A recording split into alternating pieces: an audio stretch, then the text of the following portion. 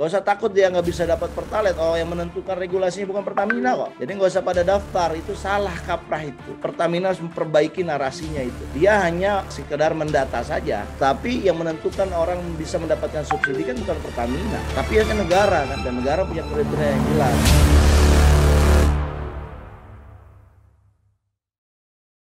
Oke, berikutnya adalah ini tentang distribusi gas melon ya. Gas melon harus pakai aplikasi My Pertamina juga. Apakah efektif ini? Nah, ini setelah kemarin tentang apa? Kita bahas tentang apa yang akan terjadi kalau seandainya My Pertamina ini diimplementasikan ya. Nah, jadi di sini Sebelum ke ada tayangan ini Bro Eko, ini ada Wawan Cus komentar di YouTube. ya. Emang sih tidak ada makan siang yang gratis, tapi bukan tidak mungkin juga dukungan terjadi atas inisiatif pribadi, didasarkan pada perubahan sikap atas hasil proses refleksi diri. Ya jangan kita tendensius kepada Sunni. Ya saya kira ini pernyataan cukup menarik ya, karena kita tidak tahu apa yang ada di benak orang, di niat orang gitu ya. Tetapi kan ini bukan tugas kita untuk mengetahui apa yang dibalik orang. Yang kita lihat kan bagaimana track record sebelumnya. Ya, kalau saya menganggap Sunni ini sebagai middleman, ya dia tidak jauh beda dengan kita semua, tetapi yang membedakan dia dalam konteks politik hari ini adalah dia middleman. Dia bisa membiayai mendirikan partai, ya dia bisa ikut sebagai populi, ya lembaga survei. Artinya dia punya resources yang kita nggak punya gitu. Sehingga ya dia tentunya pasti ya tidak ada dukungan yang gratis. Dukungan ini meskipun itu adalah pilihan pribadi, tapi ada interest pribadi juga. Dan saya kira dalam politik ya, mohon dicatat nih Mas Wawan, dalam politik yang namanya interest pribadi tidak diharamkan. Orang punya interest pribadi boleh-boleh saja, selama dalam bingkai regulasi, dalam bingkai public policy. Ya dia punya keinginan misalkan Sunni suatu saat ingin jadi stafnya Pak Presiden, di mana presidennya Anies Baswedan, ya boleh-boleh aja, silakan saja. Tetapi nanti masyarakat akan mengawasi ketika misalkan dia menjadi pejabat publik, apakah ada konflik kepentingan, apakah ada kasusnya yang melibatkan Agung Podomoro Gate ya dan M Sanusi misalkan terulang lagi. Ya kalau itu terjadi ya berarti orang itu tidak memahami moral dari public policy gitu loh. Dia malah melakukan korupsi. Nah itu yang kita analisis di kesempatan ini dan saya kira Suni Tanuwijaya ini adalah anak muda yang brilian. Ya, dia punya pilihan-pilihan pribadi dan saya kira dia punya kepentingan juga. Dan kita lihat saja ya bagaimana perkembangannya. Ya apakah kemudian pilihan dia menjadi pilihan yang betul-betul. Karena ingat Pak Anies ini bukan politisi, dalam arti bukan partai politik, bukan pengurus partai politik. Jadi kendaraannya Pak Anies saat ini pun masih tanda tanya besar. Ada Nasdem yang sudah non secara resmi ada 3 nama, tapi kan belum final, ya belum final. Jadi Pak Anies sendirinya ini menurut saya untuk menjadi capres, punya tiket untuk jadi capres saja ini masih butuh perjuangan dan saya kira dinamikanya akan semakin besar di masa-masa yang akan datang. Ya kita lihat saja bagaimana publik ya yang istilahnya yang memberikan dukungan kepada Anies Baswedan bisa melakukan satu kontribusi apa. Begitu juga mungkin dengan elitnya yang melihat Anies Baswedan ini sebagai aset, dia akan melakukan apa ya. Kita lihat perkembangannya. Ini masih terus berubah. Saya ingin mengatakan bahwa meskipun sekarang kelihatannya sudah ada 3 atau 4 pasang ya, tetapi saya masih berkeyakinan belum tentu karena dinamikanya sangat tinggi. Bisa jadi Nasdem tidak menjadi mencalonkan Pak Anies misalkan. Bisa jadi karena melihat track recordnya Pak Surya Paloh yang begitu zigzag dalam berpolitik.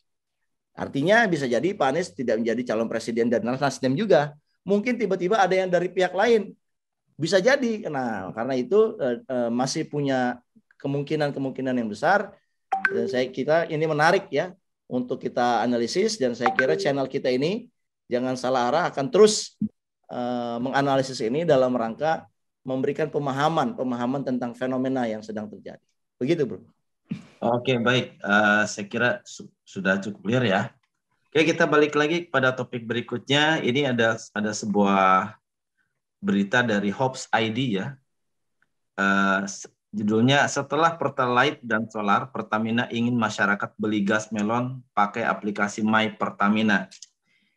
Ini yang jadi masalah yang kaitannya dengan penerima subsidi itu kan urusannya bukan domainnya Pertamina ya. Bukan domainnya Pertamina. Nah, ini secara hukum, dasar hukum ini apakah Pertamina ini mempunyai hak ya, mempunyai apa istilahnya legal standing yang mendukung ya untuk melakukan ini. Ini kan intinya pendataan ya. Nah, gimana Bang? Silakan Bang. Iya, kasihan mak-mak yang di kampung ya, bro. Iya Ya betul. kan sekarang masaknya nggak ada minyak tanah ya. Satu-satunya bahan bakar yang tersedia adalah gas melon. Ya, kenapa mereka milih gas melon ya? Karena itu yang murah, yang bersubsidi, sedangkan gas-gas yang lain itu udah 3 kali lipat harganya. Nah, sudah mereka susah, sekarang mereka ditambah susah lagi. Untuk membeli gas melon harus menggunakan aplikasi My Pertamina. Saya kira ini satu kebijakan yang keliru ya. Mama di kampung itu boro-boro Pak, punya HP smartphone Pak. Ya, untuk beli HP-nya susah. Jangankan beli HP, udah punya HP pun bisa jadi nggak diaktifin itu WiFi atau datanya karena nggak punya duit buat beli pulsa. Nggak bisa Sekarang, makainya juga Bang. sekarang beli gas melon harus ditambah, harus beli HP dulu. Terus beli apa lagi? Beli pulsa dulu. Itu makin ribet ya. Saya kira keliru itu menempatkan gas melon dengan menggunakan My Pertamina. Dikiranya ini orang-orang emak-emak ini kiranya udah pada canggih semua kali ya. Padahal kalau kita lihat datanya, warga Indonesia ini masih banyak yang belum memiliki handphone, apalagi smartphone. Jadi saya ingin bertanya, gas melon ini jadi kalau hanya mendata pakai My Pertamina berarti hanya menyasar kelompok atas saja. Nanti yang dapat kelompok atas lagi. Ini kan namanya salah sasaran. Padahal negara itu berkewajiban memberikan subsidi itu kepada yang tepat sasaran gitu. Makanya Betul. saya kira kita harus tolak ya rencana Pertamina untuk melakukan menetapkan orang yang berhak menerima BBM subsidi itu dengan My Pertamina, itu harus kita tolak. Ya. Satu, caranya salah. Yang kedua, bukan Pertamina ya bro yang punya kewenangan untuk menetapkan setiap warga negara ini berhak mendapatkan subsidi atau tidak. Itu bukan Pertamina. Itu harusnya regulator dan adalah kementerian. Dan kementerian yang berhak adalah Kementerian SDM. Kementerian SDM yang memutuskan. Tentunya Kementerian SDM harus punya data, punya kriteria. Jadi bukan Pertamina. Pertamina ini yang menyelenggarakan. Ini dia entita bisnis saja, dia teknis saja. PT Pertamina Patraniaga yang menjual BBM ini kan hanya teknis saja. Dia nggak berhak menentukan, kamu dapat nih BBM subsidi, kamu dapat karena kamu saudara saya, kamu nggak dapat. Itu nggak boleh. Dia berhak atau tidak, itu yang menentukan adalah negara. Dalam hal ini adalah Kementerian SDM, bukan sebuah PT, bukan BUMN gitu. Nah ini saya kira kita harus menyuarakan, ya, harus mendorong agar pemerintah itu sebagai regulator membuat clear, ya, jangan Pertamina ini over job, ya, dia BUMN tapi seolah-olah dia regulator, sementara Kementerian SDM-nya tidak menjalankan tugasnya gitu. Nanti akan ada konflik kepentingan di regulator karena bukan di Pertamina, karena Pertamina kan entita bisnis. Akan ada konflik kepentingan ini. Nah, saya kira sebelum terlambat harusnya Pertamina ini tidak boleh ya menentukan warga negara mana yang berhak mendapatkan subsidi atau tidak. Itu harus pakai regulasi. Terus harus pakai peraturan kementerian. Dan peraturan kementerian itulah yang nanti dia akan ngeluarin satu berkas nama-nama di seluruh daerah di Indonesia yang berhak menerima gas subsidi ataupun BBM subsidi. Nah, itu yang kemudian didistribusikan nanti bagaimana, apakah masing-masing dapat tanda, QR code dan sebagainya gitu. Tetapi Pertamina yang memutuskan itu tidak benar, itu melanggar aturan, itu tidak ada dasar hukumnya. Kemarin kan ada seruan, ayo 1 Juli ikut. Menurut saya masyarakat nggak perlu ikut. Kenapa? Nggak usah takut dia nggak bisa dapat Pertalite. Oh, yang menentukan regulasinya bukan Pertamina kok.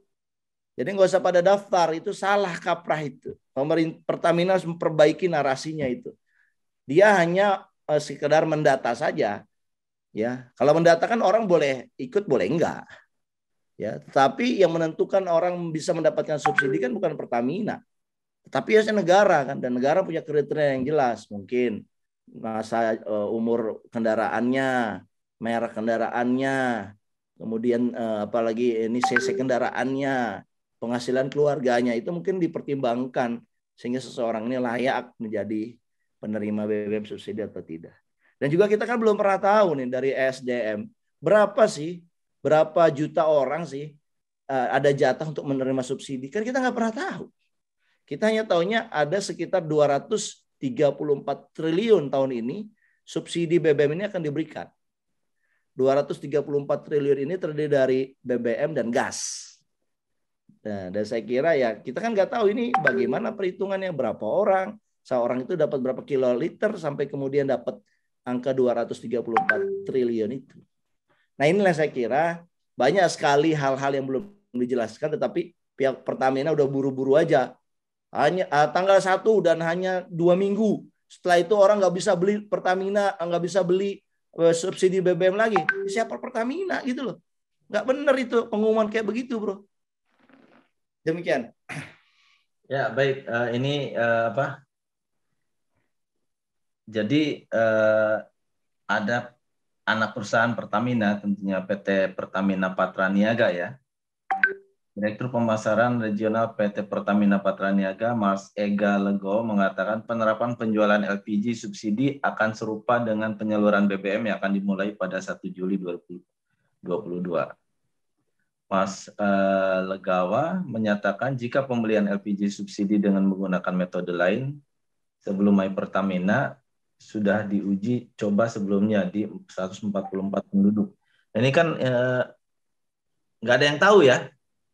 Uji coba ini nggak ada yang tahu, dan tanpa tedeng aling-aling ya, masyarakat dikejutkan dengan harus menggunakan Pertamina. Dan kemarin kita menyaksikan staf ahli dari Kementerian BUMN ya, itu menyampaikan bahwa tidak hanya dengan My Pertamina, tapi juga di web, apalagi di web ya, ya masyarakat kelas bawah, siapa yang punya laptop ya kan, nggak banyak gitu, kemudian mengoperasikannya juga kan mungkin akan kesulitan. Dan Kemudian nggak cukup pakai lab, harus punya sinyal juga, data juga kan. Harus punya sinyal juga. Kemudian bisa dibuatkan oleh SPBU katanya. SPBU berarti mempunyai bisnis proses baru, yaitu Dan itu berbahaya ya menurut saya. Orang datang ke SPBU tanpa keperluan dan orang akan banyak, itu kan mengganggu safety-nya itu. Ada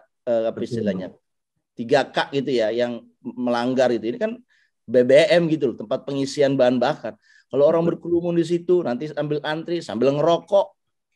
Atau sambil semuanya menggunakan HP dengan sinyal apalagi 5G ya, yang iya, itu jadi membuat lingkungan SPBU jadi nggak aman. Ini SPBU, bukan kantor kelurahan. Betul. Nanti yang dikhawatirkan adalah pada saat berkerumun, kemudian ada efek dari sinyal yang membuat yang beresiko kepada terbakarnya bahan bakar ya. Di kerumunan ini kan lebih berbahaya lagi. Ini membahayakan nyawa banyak orang tentunya ya. Dan ini sepatutnya harus dihindari. Dan ya memang ini akan lebih aman kalau seandainya tidak perlu ada bisnis proses yang terjadi yang membuat ribet pada saat pembelian bahan bakar minyak, apalagi LPG ya. Ini mak-mak ya. Ini ada Bang Ramli, mungkin Bang Ramli. Oh iya Bang. Assalamualaikum Bang Ramli. Sehat Bang? Waalaikumsalam warahmatullahi wabarakatuh. Kita sama nih Bang, pakai topi baju merah Bang. Wah, nah ini nggak kompak. Saya ini merah. Biasanya Eko baju merah juga. Ini saya harus menyeragamkan ya. Bentar ya. Oh, dia bawa merah juga itu. Wah, Ya, ini tanda apa nih? saya Narasi nggak mau kita kalah nih. merah ini. Oke, kita sudah satu kubu sekarang. Permana nih, permana nih. Oke, Iya. baik.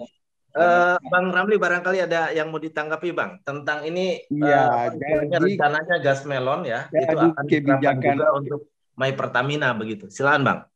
iya, jadi kebijakan 1 Juli ini landasannya itu adalah data. Data mereka menyatakan bahwa yang memanfaatkan subsidi itu kurang lebih subsidi pertalite itu dan lain-lain, ada juga yang lain itu solar dan sebagainya, itu 80%. 80% itu adalah orang yang tidak berhak. Ini data ini kan gila. Kalau 80% itu artinya masyarakat Indonesia ini sudah sudah serakah. Ya kan? Dan memang bukan soal serakahnya. Semua orang menganggap bahwa kalau subsidi itu memang ada, pasti dimanfaatkan. Kenapa? Karena memang kita tidak pernah mengatur sesuatu dengan baik.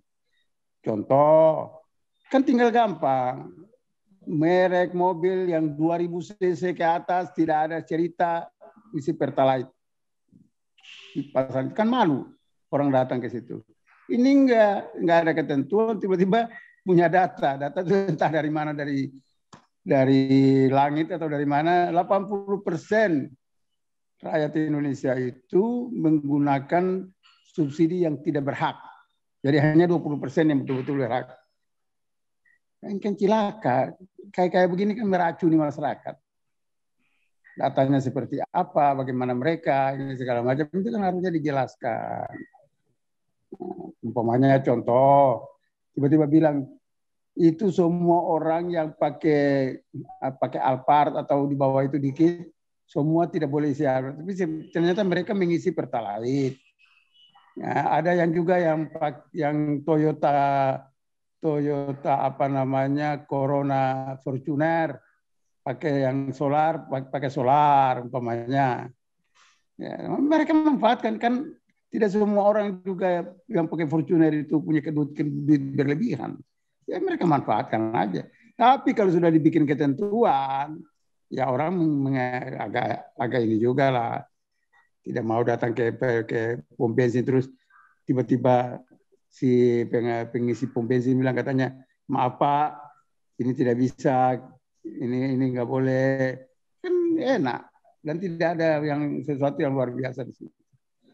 Ini kan tiba akal, tiba ini nggak tahu lah apa yang kebijakan negara kok dibuat kayak tiba saat tiba akal, nggak jelas. Perlu dikoreksi itu dan memang harus dan dengan mendadak juga begitu, saya kira tidak akan jalan itu kalau yang mendadak begitu, berantakan biasanya. Harus dibatalkan. Jadi saya kira gini Bro Eko, saya ingin nambahkan ya. Dan ini perlu di highlight ya, saya kira. Masyarakat tidak perlu mengikuti saran pemerintah. Saya ulang ya. Masyarakat tidak perlu mengikuti arahan himbauan dari Pertamina. Karena Pertamina yang tanggal 1 Juli itu hanya mengkolekting data kita saja. Sementara yang ditugaskan untuk menentukan siapakah yang berhak mendapatkan subsidi itu bukan Pertamina. Itu jelas dasar hukumnya. Yang berhak menentukan itu adalah Menteri ESDM dan mereka harus punya kriterianya. Dan ketika ada masyarakat yang komplain, dibuat juga mekanisme komplainnya. Bisa jadi ada orang miskin yang berhak, dia bisa komplain, dia mengajukan gitu. Nah, Pertamina itu jadi tidak jelas ketika dia bilang orang beli BBM subsidi harus dengan My Pertamina, itu tidak ada dasar hukumnya. Itu masyarakat bisa gugat itu. Jadi saya kira kita tidak perlu ikutin arahan Pertamina, karena Pertamina dengan aplikasinya itu hanya mengkolekting data saja. Sementara dasar hukumnya tidak jelas. Dan ingat loh, mereka ini entity bisnis. Bisnis itu melakukan data itu untuk melakukan bisnis. Jadi Pertamina ini sedang melakukan bisnis sama kita. Sedangkan negara itu tidak boleh melakukan bisnis dengan rakyatnya. Nah, oleh karena itu, supaya clear ya, saya kira himbauan Pertamina untuk orang mengisi data di 1 Juli sampai 14 hari, itu masyarakat tidak perlu ikuti. Karena yang menentukan seseorang berhak menerima BBM subsidi atau tidak itu bukan Pertamina, tetapi negara. Dan dalam hal ini Pertamina tidak punya dasar hukumnya selain hanya meminta data. Dan meminta data itu kan sukarela saja. Masyarakat yang nggak mau ya nggak apa-apa gitu loh. Tetapi masyarakat yang nggak mau itu tidak boleh dilarang membeli BBM subsidi. Itu clear. Dan saya kira ini perlu disebarluaskan, bro. Ya, saya kira SPBU juga nggak mau rugi kan, karena itu kan milik masyarakat begitu ya. Artinya pasti menginginkan stok BBM cepat habis begitu kan. Artinya My Pertamina ini atau perintah ya istilahnya untuk menggunakan My Pertamina ini tidak akan mempunyai kewibawaan begitu kan. Nah, karena kalau menahan SPBU tentunya akan merugi begitu. Dan ini tentunya bahayanya bukan hanya untuk masyarakat susah ya, menjadi ribet dan sebagainya, apalagi yang tidak bisa menggunakan handphone dan tidak punya handphone dan tidak punya kuota. Tapi juga buat SPBU-nya sendiri, kalau terjadi hal begini, mungkin akan membuat pendapatannya akan menurun begitu kan, terganggu, kelambatan begitu. Karena ada bisnis proses yang memperlambat stok habis begitu ya. Mungkin seperti itu. Gimana menurut Bang Manur? Ya, saya kira Pertamina ini kan adalah entity bisnis yang ditugaskan oleh negara. Dia ditugaskan untuk menyalurkan, menjual BBM kepada masyarakat. Ya, yang melakukan tugas itu kan tidak hanya Pertamina, ada juga perusahaan-perusahaan lain ya, Shell ya. Petronas itu kan juga menjual BBM, tapi kan dia speknya berbeda dan jauh lebih mahal. Nah, saya kira begini, kita sadar bahwa Pertamina ini sebagai entity bisnis juga harus mempertimbangkan neraca keuangannya. Dan neraca keuangan Pertamina ini memang sedang warna merah. Ya, sedang punya defisit besar, setidaknya tahun lalu aja ada 109 triliun dan tahun ini diprediksi 190 triliun. Jadi total kira-kira hampir 300 triliun tekornya neraca Pertamina gitu. Dan Pertamina sekarang ketika nagih ke pemerintah ditanya sama pemerintah, Anda saya mau transfer uang sebesar ini, Anda benar nggak menyalurkannya kepada orang-orang yang layak? Nah, harusnya Pertamina balik bertanya kepada pemerintah, emang yang layak itu seperti apa? Tolong kami dikasih guidance-nya dong. Ya, apakah mobil tertentu, apakah penghasilan tertentu, ataukah hanya orang yang punya kartu kartu Indonesia Pintar, kartu Indonesia Sehat? Ya Pertamina berhak nanya gitu loh. Dan Pertamina ketika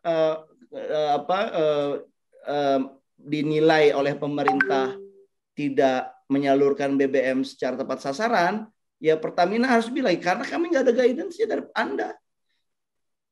Negara dong yang memberikan guidance-nya gitu. Kan kami kan hanya orang datang yang mengisi pom bensin Pertalite dan dia adalah warga negara, kita isi, dia bayar. Nah ini kan dilema kebijakan publiknya di situ. Nah menurut saya ada yang miss di sini. Yaitu harusnya ada satu kesepakatan antara pihak Kementerian Keuangan dengan Pertamina, kesepakatan yang mereka definisikan orang yang berhak menerima subsidi itu yang mana.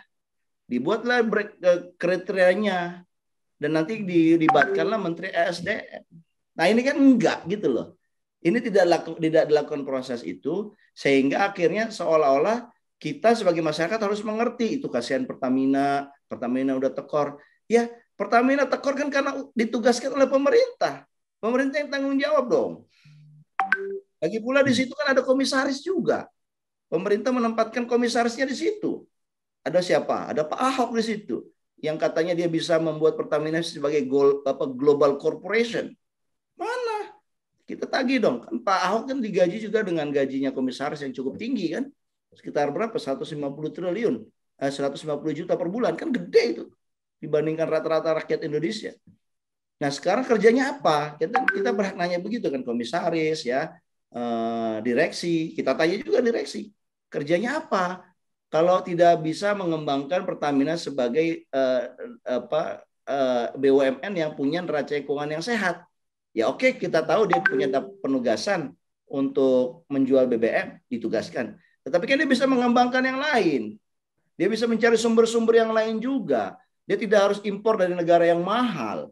Dia bisa melakukan penghematan di kanan kiri. Nah, tapi kan kita lihat ya proses itu ya, mungkin ini yang kita perlu suarakan. Begitu, Bro. Oke, baik. Saya kira cukup clear ya untuk tentang My Pertamina ya, untuk gas melon itu, dan intinya untuk semuanya nih. Ini mungkin akan menjadi permasalahan yang pelik juga ya kalau dipaksakan begitu dan kelihatan tidak matang dalam apa istilahnya mempersiapkan ini. Oke, sebelum kita lanjutkan ke topik berikutnya, pemirsa jangan lupa untuk like, share, komen, dan subscribe channel Ahmad Nur Hidayat dan simak terus, jangan salah arah setiap harinya.